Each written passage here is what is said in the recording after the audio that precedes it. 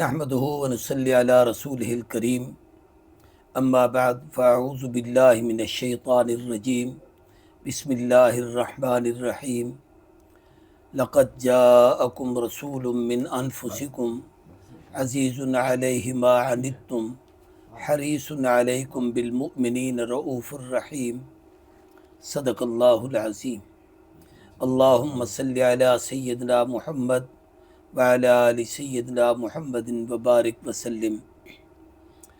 انتہائی قابل قدر سامعین و ناظرین، ربیع الاول شریف کا بابرکت رحمتوں، عظمتوں اور خیروں بھرا مہینہ مسلمانوں پر سایہ فگن ہے۔ ربیع الاول اس لحاظ سے بہت بڑی اہمیت کا حامل ہے کہ جناب سرور کونین، مفخر موجودات، رحمت عالم، سید الانبیاء والمرسلین، خاتم النبیین، سیدنا و مولانا محمد الرسول اللہ صلی اللہ علیہ وآلہ وسلم کی سیرت طیبہ کے تقریباً تمام پہلو ربیع الاول سے وابستہ ہیں۔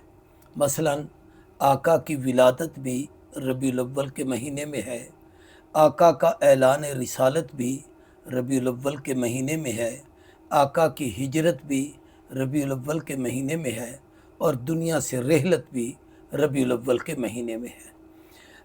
یوں سمجھ لیجئے کہ حضور کی زندگی کے تمام وہ چیزیں جن کو ہم سیرت طیبہ سے کے عنوان سے معنون کریں، ان سب کا تعلق آقا کی سیرت کے ساتھ اور اس ماہ ربیع الاول کے ساتھ ہے۔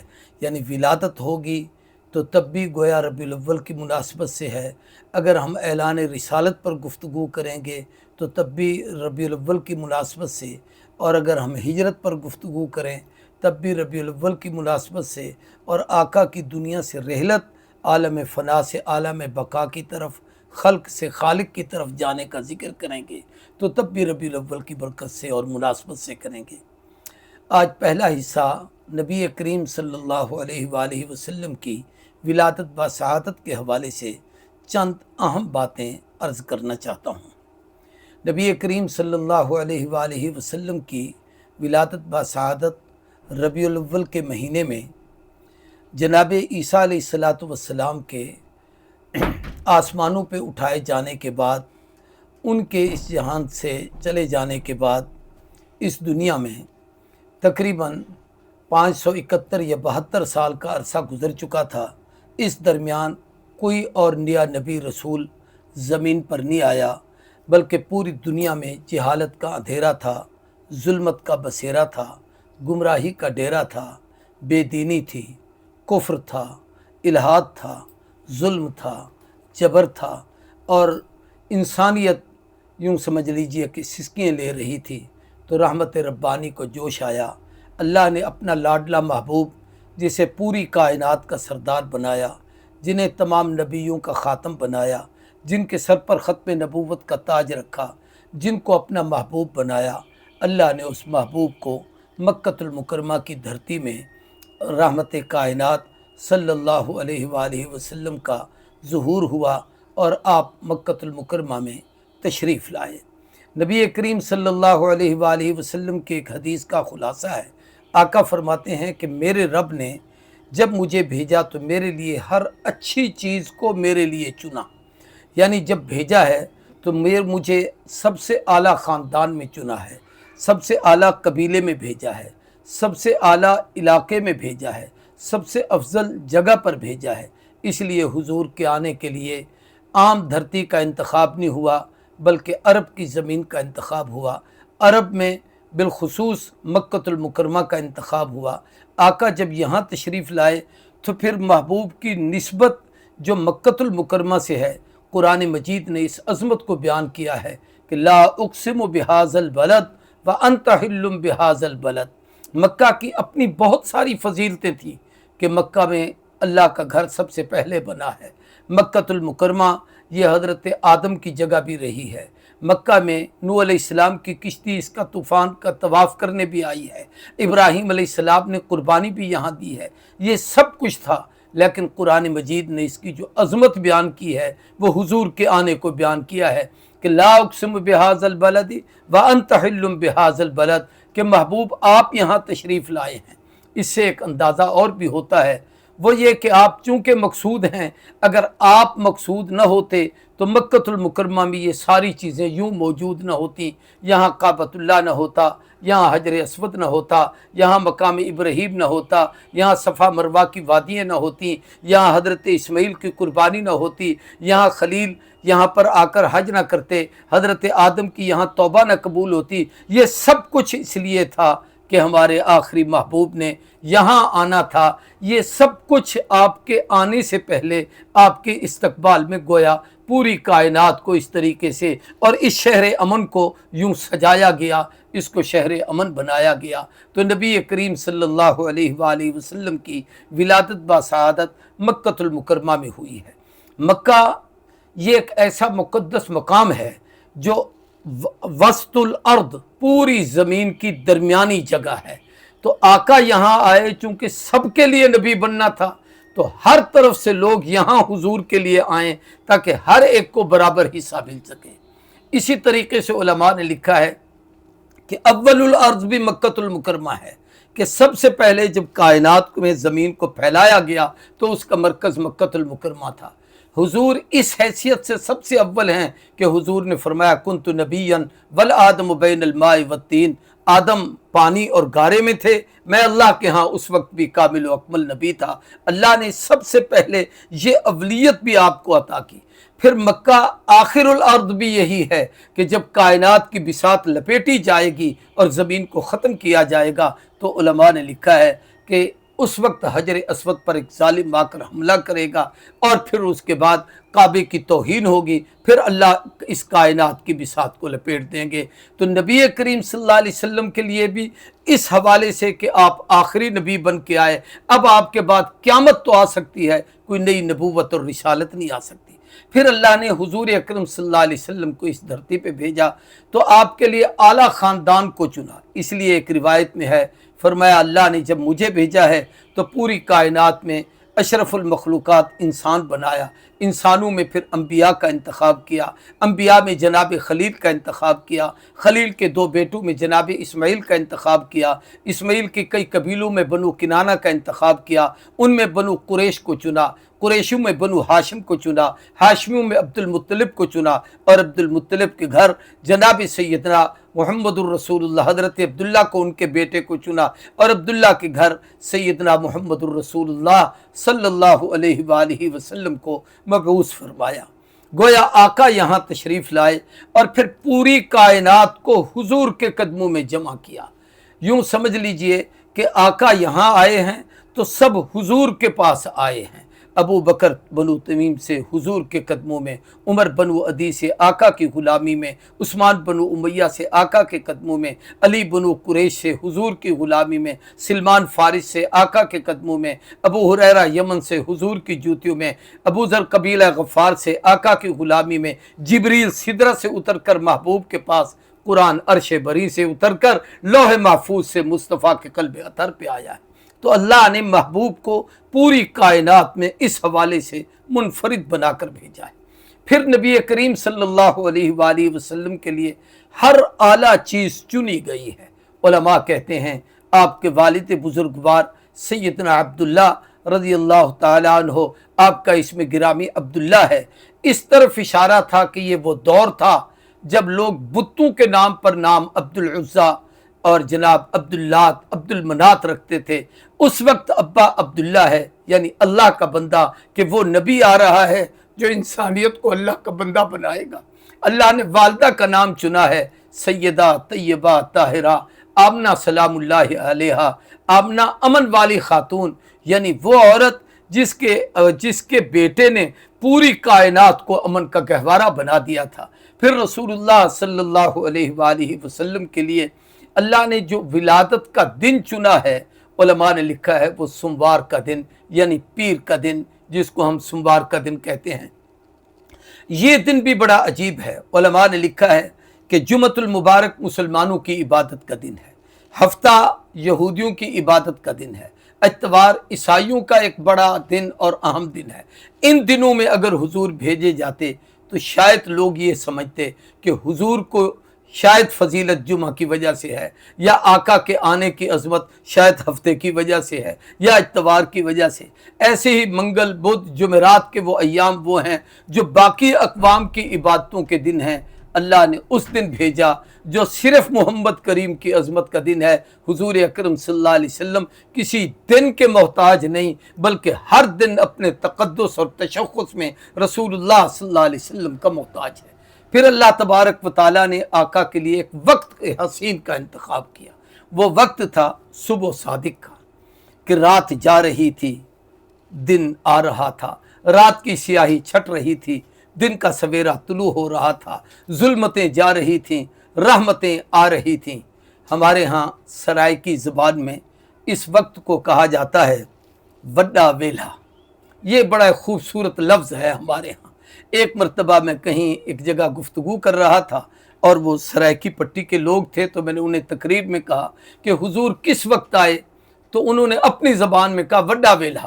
تو میں فوراً اللہ نے میرے دل میں ایک بات ڈالی، میں نے کہا آپ نے تو سادہ لفظ کہا، مجھے ایک فلسفہ سمجھ آ گیا کہ ہر وقت کا ایک نام ہے۔ یہ فجر کا وقت ہے، یہ ظہر کا وقت ہے، یہ عصر کا وقت ہے، یہ دوپہر کا وقت ہے، یہ مغرب کا وقت ہے، یہ عشاء کا وقت ہے، اور جب میرے نبی آئے وہ سب سے بڑا وقت ہے، کہ ویلا وقت کو کہتے ہیں، اور بڑا سب سے بڑا وقت آنے والا نبی جو عظمت کے لحاظ سے پوری کائنات میں سب سے بڑے تھے، جس وقت اللہ نے انہیں بھیجا وہ نبی کا آنے کا وقت بھی سب سے بڑا تھا۔ اور پھر حضور اکرم صلی اللہ علیہ وآلہ وسلم کے لیے اللہ تبارک و تعالیٰ نے ہر حسین چیز کا آقا کے لیے یہ انتخاب کیا ہے۔ حدیث میں آتا ہے حضور اکرم صلی اللہ علیہ وسلم نے فرمایا اللہ نے مجھے 3 چیزیں بنا کر بھیجا ہے۔ فرمایا انا ثمرۃ دعوت ابی ابراہیم، میں اپنے دادے ابراہیم علیہ السلام کی دعا کا نتیجہ ہوں، کہ سیدنا ابراہیم نے کعبۃ اللہ تعمیر کیا، اور تعمیر کرنے کے بعد کعبۃ اللہ کو، غلاف کعبہ کو پکڑ کر حضرت ابراہیم نے دعا مانگی تھی، اور وہ دعا قرآن مجید میں ہے کہ ربنا وبعث فیہم رسولا منہم یتلو علیہم آیاتک۔ آقا دعا مانگ رہے ہیں، اے اللہ یہ دیکھ تیرا گھر بنایا ہے، آبادی کے لیے پیغمبر عطا کر، مکان بنایا ہے، مکین عطا کر، بیت اللہ بنا چکا ہوں، رسول اللہ عطا کر جو آ کر اس دھرتی کو آباد کر دے۔ تو حضور فرماتے ہیں میں اپنے دادے ابراہیم کی دعا بن کے آیا ہوں۔ انا رویا امی صادقہ، میں اپنے اماں کے سچے خوابوں کی تعبیر بن کے آیا ہوں۔ اماں جو رات کو دیکھتی تھی صبح ویسے ہی وہ خواب کی تعبیر آتی۔ فرمایا انا بشارت مسیح، میں حضرت عیسیٰ علیہ السلام کی وہ اطلاع اور بشارت بن کے آیا ہوں، کہ اللہ تبارک و تعالیٰ نے مجھے بشارت بنا کے بھیجا ہے، کہ عیسیٰ علیہ السلام نے خوشخبری دی تھی وَمُبَشِّرًا بِرَسُولٍ يَأْتِي مِن بَعْدِ اسْمُهُ احمد، میرے بعد وہ آئے گا جس کا نام احمد ہوگا۔ اور احمد کے معنی ہے وہ ہستی جو سب سے بڑھ کر اپنے رب کی تعریف کرے، اور محمد کے معنی ہے وہ ہستی کہ پوری کائنات سب سے بڑھ کر جس کی تعریف کرے، حتیٰ کہ رب بھی اس کی تعریف کرے، اسے محمد کہا جاتا ہے۔ تو آقا کے ناموں کا بھی انتخاب اللہ کی طرف سے ہوا۔ ہر نبی کا ایک نام ہے، اور اس کے نام کا ایک معنی ہے جو اس کی صفت کو تو ظاہر کرتا ہے، ان کی پوری سیرت کو ظاہر نہیں کرتا۔ آدم گندمی رنگ والا، رنگت کا اظہار ہے پوری زندگی نہیں۔ نوح امت کے غم میں رونے والا، ایک صفت ظاہر ہے پوری زندگی نہیں۔ اسی طریقے سے موسیٰ پانی سے نکلا ہوا، یہ پتہ چلتا ہے کہ موسیٰ علیہ السلام کو پانی سے نکالا گیا تھا، پوری زندگی نہیں۔ اور جب آقا کا اس میں گرامی نام نامی ہے تو وہ ہے محمد، کہ سب سے بڑھ کر قابل تعریف، کہ جس کا بچپن قابل تعریف، جوانی قابل تعریف، وہ اعلان نبوت سے پہلے کا زمانہ قابل تعریف، بعد کا زمانہ قابل تعریف، جن کا مکہ قابل تعریف، جن کا مدینہ قابل تعریف، جن کا سفر قابل تعریف، جن کا حضر قابل تعریف، جن کے والدین قابل تعریف، جن کے یار قابل تعریف، جن کا خاندان قابل تعریف، جن کا قبیلہ قابل تعریف۔ یعنی ایک ایسی ہستی ہے کہ کوئی شخص ان کے متعلق دوسری رائے نہیں قائم کر سکتا سوائے اس کے کہ ان کے فضائل اور ان کے کمالات ہی بیان کرے۔ تو اللہ تبارک و تعالیٰ نے محبوب کو ابراہیم کی دعا بنا کر بھیجا ہے۔ یہی فرق ہے کہ آدم سے عیسیٰ تک کسی نبی کو کسی کی دعا نہیں بنایا، हुजूर को खलील की दुआ बना के भेजा है। फिर अल्लाह तबारक व तआला ने जनाब सरवर कौनैन रसूलुल्लाह सल्लल्लाहु अलैहि वसल्लम को जिस वक्त भेजा है तो उलमा ने महीने पर सबका इत्तफाक है कि रबीउल अव्वल का था, और इसमें भी इत्तफाक है कि वक्त सुबह का था। बाज़ लोगों ने इस पर तारीख़ें मुतय्यन की हैं कि बाज़ उलमा के यहाँ 8 रबीउल अव्वल, बाज़ के यहाँ 9 रबीउल अव्वल, बाज़ के यहाँ 12 रबीउल अव्वल, और हमारे यहाँ पाकिस्तान में चूँकि मारूफ हुजूर की विलादत की तारीख़ यही 12 मुतय्यन है तो 12 के हवाले से, लेकिन मैं कहा करता हूँ कि जो भी तारीख़ है उसमें कोई ना कोई हिकमत है। मसलन 8 रबीउल अव्वल है तो उलमा ने लिखा है कि जहन्नम के 7 दरवाजे हैं, जन्नत के 8 हैं। हुजूर आए तो जहन्नम के दरवाजे बंद किए और 8 दरवाजे जन्नत के खोल दिए। और अगर 9 है तो उलमा ने इस पर भी एक अजीब नुक्ता लिखा है कि 9 का आदद तमाम आदाद में जो मुफरद आदाद हैं सबसे बड़ा और सबसे आखिरी और सबसे ऊंचा अदद है। तो आखिरी नबी ने आना था, सबसे बड़ा बन के आना था और सबसे आला दर्जे का बन के आना था, तो उस तारीख में आए जो तारीख ही 9 की थी। फिर उलमा ने लिखा है कि 9 का अदद ऐसा है जो कभी टूटता नहीं है। मसलन 9 को 2 से ज़रब दो, 9 दूनी 18, 8 और 1 9 बनेगा, 9 तिया 27, 2 और 3 7 बनेगा, 4 नम 36, 6 और जनाब 3 9 बनेगा, 5 नम 45, 4 और 5 9 बनेगा, 6 नम 54, 5 और 4 9 बनेगा, 7 नम 63, 6 और 3 9 बनेगा, 8 नम 72, 7 और 2 9 बनेगा, 9 नम 81, 8 और 1 9 बनेगा, 10 नम 90, आप 0 निकाल दें तो 9 बनेगा, 11 नाम 99, दोनों 9 को जमा करें फिर 18, 18 की इकाई बने तो फिर 9 बनता है। तो ये ऐसा हुजूर आए कायनात को जोड़ने के लिए, ये 9 के अदद ने बताया, तोड़ने के लिए नहीं आए थे। तो इसमें और भी कई हिकमतें हो सकती हैं। और अगर 12 है तो इस पर भी उलमा ने एक अजीम हिकमत बयान की है कि आका की आमद भी 12 है और आका की दुनिया से रहलत भी 12 है। इस पर भी उलमा का एक इत्तफाक है। और अगर ये 12 है तो 12 की हिकमत और है कि 12 के लिए हमारे यहाँ अरबी कुतुब में जो हाशिए लिखे जाते हैं तो आखिर में एक अदद छोटा सा लिख दिया जाता है 12। अब वो 12 क्या है? उलमा कहते हैं ये अलामत हद है, यानी जब किसी चीज़ को मुकम्मल किया जाता है तो वहाँ उसको मुकम्मल करने के बाद आगे 12 लिख देते हैं कि ये इसकी हद थी, अब इससे पहले की बात ख़त्म, अब आगे नई शुरू होगी। तो अब ये आका आए 12 को, गए 12 को, ये आने की हद, वो जाने की हद। इसने एक मसला बयान किया कि इस आमद से लेकर उस दुनिया से जाने तक ये आका की वो ज़िंदगी है जो क़यामत तक की इंसानियत के लिए एक हद है, ज़िंदगी गुजारने की, अखलाक पेश करने की, किरदार पेश करने की, आका की सीरत के मुताबिक अपनी सीरत गुजारने की। फिर महबूब ने हर चीज़ की एक हद कायम की है। शराफत की हद क्या है, रिजालत की हद क्या है, नेकी की हद क्या है, बुराई की हद क्या है, अखलाक की हद क्या है, बद अखलाकी की हद क्या है। हुजूर ने आकर ये सारी हुदूद व क़ुयूद कायम फरमाई। ये हिकमत थी आका के 12 के तशरीफ़ ले आने में। तो ये सारी हिकमतें बड़ी अजीम हैं। फिर नबी करीम सल्लल्लाहु अलैहि वसल्लम की जिस दिन विलादत बासादत हुई है उस दिन इस्लामी तारीख़ बताती है कि चंद एक अहम वाक़यात रूनुमा हुए। उनमें से एक ये कि आका जिस दिन पैदा हुए तो हुजूर के जद्द अमजद हज़रत ख्वाजा अब्दुल मुत्तलिब फरमाते हैं रहमहुल्लाह, फरमाते हैं कि उस वक्त मैं काबतुल्लाह में इबादत कर रहा था, अचानक काबे के बुत आपस में टकराए, ऊंधे मुँह गिरे, काबे के कोने से आवाज़ आई, मुझे मुबारक पेश करो, मुझे पाक करने वाला मोहम्मद दुनिया में आ चुका है। तो ये आमद के वक्त बता रहा था कि आने वाला कितना अजीम है। इसलिए हुजूर की विलादत बेमिसाल है कि आदम से ईसा तक किसी नबी का भी ऐसा मिलाद नहीं और क़यामत तक किसी का हो नहीं सकता। हुजूर अपनी विलादत में खुद बेमिसाल है। इसलिए उलमा का इस पर इत्तफाक है कि हुजूर की विलादत का तज़किरा करना, आपकी आमद के वाक़यात को बयान करना, ये इबादत है। इसलिए आका की ज़िंदगी के मीलाद के एक एक वाक़े को उम्मत ने महफूज किया है, किसी वाक़े को नज़रअंदाज नहीं किया गया। तो नबी करीम सल्लल्लाहु अलैहि वसल्लम की विलादत के वक्त काबे के बुत गिरे।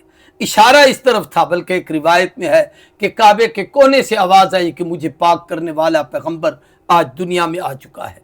नबी करीम सल्लल्लाहु अलैहि वसल्लम की विलादत के वक्त किसरा के कुंकरे गिरे कि अब कैसर व किसरा की हुकूमत नहीं होगी, क़यामत तक मोहम्मद की नबूवत का राज रहेगा। उलमा ने लिखा है कि हुजूर की विलादत के वक्त सैयदा आमना कहती है मैंने शाम के महल्लात देखे, इशारा इस तरफ था कि अब हुकूमत शाम नहीं, क़यामत तक अब दुनिया में अगर गालिब होगा तो मोहम्मद करीम का इस्लाम होगा। उलमा ने लिखा है कि ईरान का आतश कदा 1000 साल से वहाँ आग जल रही थी, लोग उसमें लकड़ियाँ डालते थे, उस आग की पूजा करते थे, आका के कदम रखने से यकसर आग बुझ गई। इशारा इस तरफ था कि अब आग की पूजा नहीं होगी, मोहम्मद के खुदा की पूजा होगी। एक रब को मानने वाला, एक रब को मनवाने वाला महबूब दुनिया में तशरीफ़ लाए।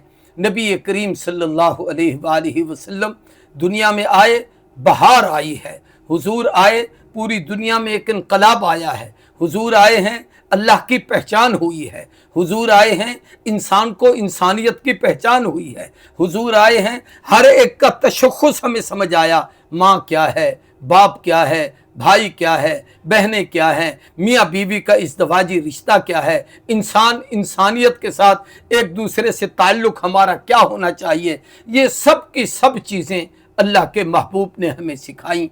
इस मौके पर अल्लाह का हम जितना शुक्र अदा करें उतना कम है।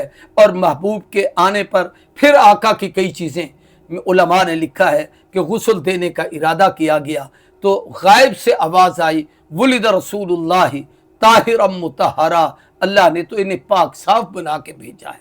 रसूलुल्लाह सल्लल्लाहु अलैहि वसल्लम पैदा हुए, वुलिदा मख्तूनन, खतना किया हुआ था। आप पैदा हुए तो आपके नाफ की नाड़ी कटी हुई थी। गोया ये सब निज़ाम कुदरत था कि मैंने अपने महबूब को इतना पाक बना के भेजा है कि इसे किसी को गुस्ल देने की ज़रूरत नहीं, इतना पाक बना के भेजा है कि इसकी नाफ काटने के लिए किसी ने तो हाथ लगाना था, मेरे रब की गैरत ने बर्दाश्त नहीं किया कि कोई इसे हाथ लगाए। बच्चों के खतने होते हैं, कोई तो हाथ लगाता है, रब की गैरत ने इस बात को बर्दाश्त नहीं किया कि मेरे महबूब को कोई हाथ लगाए। अल्लाह ने इतनी अज़मतों से अपने महबूब को भेजा।